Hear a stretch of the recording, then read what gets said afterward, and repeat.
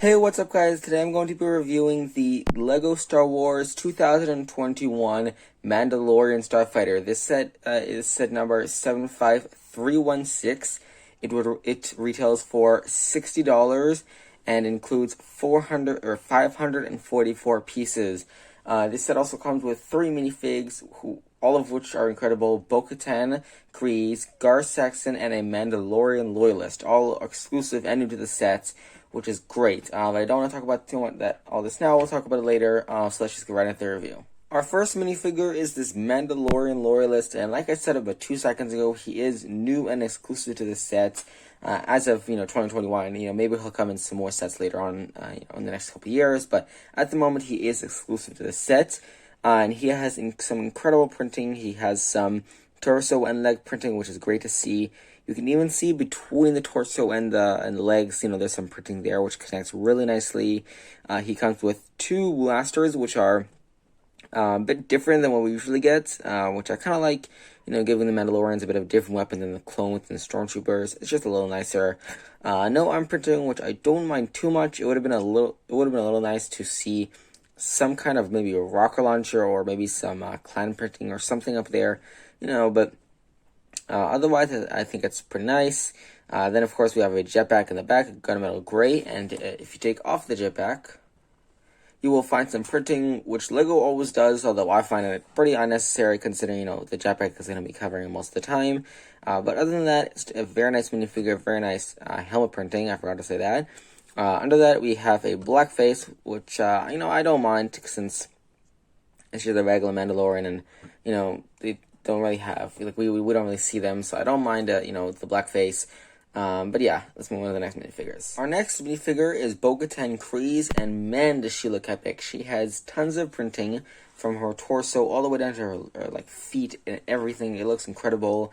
She has a epic looking helmet. It's accurate. It looks great. I love the colors. She also comes with a little visor thing, which is accurate and everything. She does come with the same blasters as the Mandalorian loyalist, which like I said, I think it's pretty nice. No arm printing, which I don't mind, but like I said earlier, I would like some kind of printing, maybe like a rocket launcher. Then of course we have a jetpack, and of course under that we will also have some printing. And the printing, like always, looks pretty nice. It's just some added details, which I really don't think LEGO needs to add. And then if we turn it back to the front and we take off the helmet, you will find a face, and I honestly don't mind it too much. The face is pretty nice.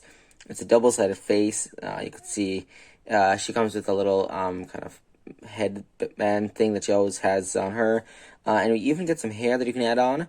Now, the hair, I think, looks terrible. Let me straighten that out. But the hair, I think, is, well, maybe kind of accurate. It looks really, really bad. I don't like it.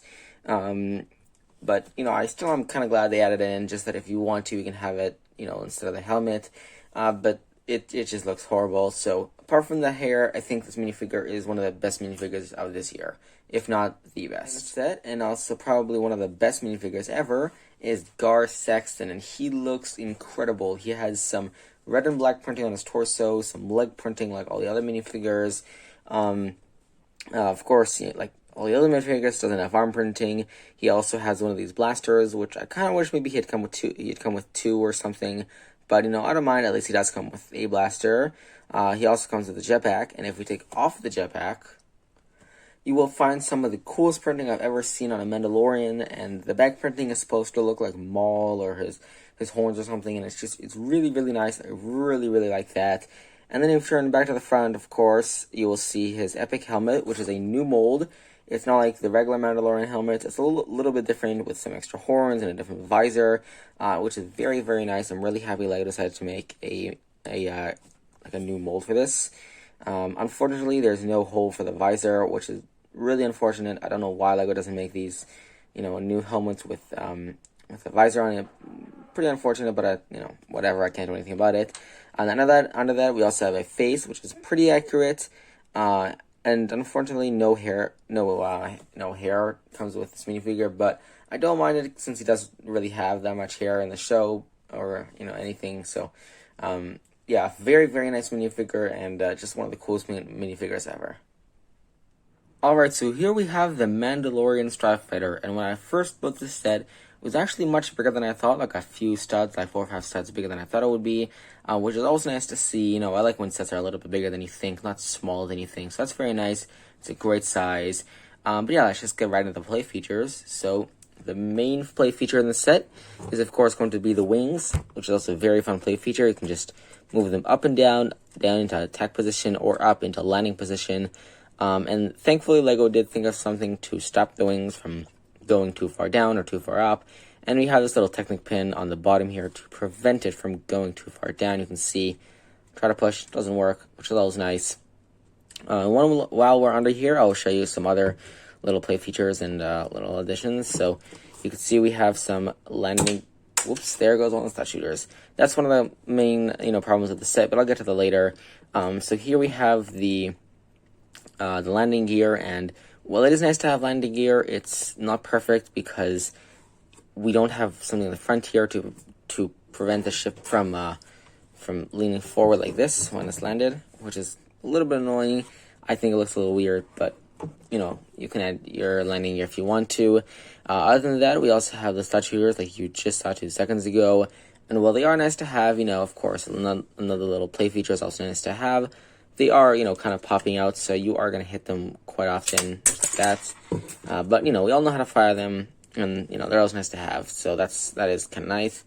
Then if we move to the back of the wings, you can see we have some engines, which I think look very nice. It's actually a really nice shot. I really like it. And they are a green, like a translucent greenish color, which is very nice. I love when they add these engines. They look great. We also have this little back turret, I guess you could say, which can turn 360. Very nice. One problem is this will fall off once in a while just because it's a little loose, but it's not too bad.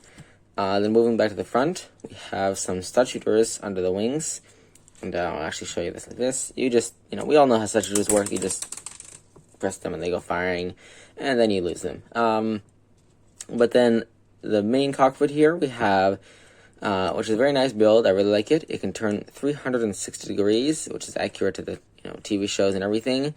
Unfortunately, these front panels are not too strong, so they might come off while you're spinning it, which is quite annoying, but it still looks nice. We also have some kind of twin lasers over here, which is accurate. I don't love the look of them, but still pretty nice.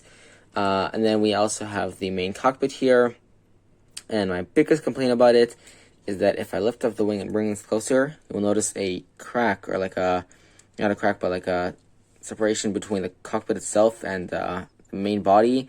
And that is really annoying. I mean, it's not like you're going to want to get a nice breeze up in space. So, unless you really want the breeze, you're not going to want that, little crack there. So that is really annoying.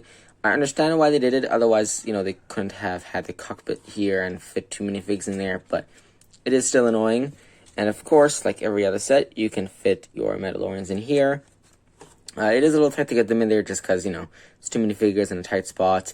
Luckily, there are no studs down there. It's just some tiles, which is great. I love that. That way they don't get stuck when you try to pull them out. You also have to take off the weapons of the front seater just because there's not enough room for his blasters and everything. But yeah, other than that, it's a very, very nice set with some great play features. And like I said, I just love these wings. But yeah, just tons of play features. I really like it. And yeah, let's just get right into the outro. Alright, so all in all, I think this is a pretty incredible set. In fact, it is probably the best set of the year so far. And that's because we get 3 new exclusive minifigures.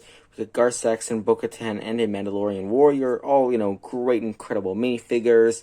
And the set, it also looks incredible. I love the wings, the color of it, and everything. We have some very nice play features: the wings, the cockpit. There are a few bad things, like the crack in the cockpit, and there's a couple things, like the spring-loaded shooters that might get hit once in a while, and this little piece at the end. But other than that, everything is great. It looks epic. I love it. And yeah, I would definitely recommend you buying this $60 set. It is really, really good. So yeah, don't forget to like, subscribe so you don't miss out on any future reviews or content. And I'll see you in the next one. Peace out.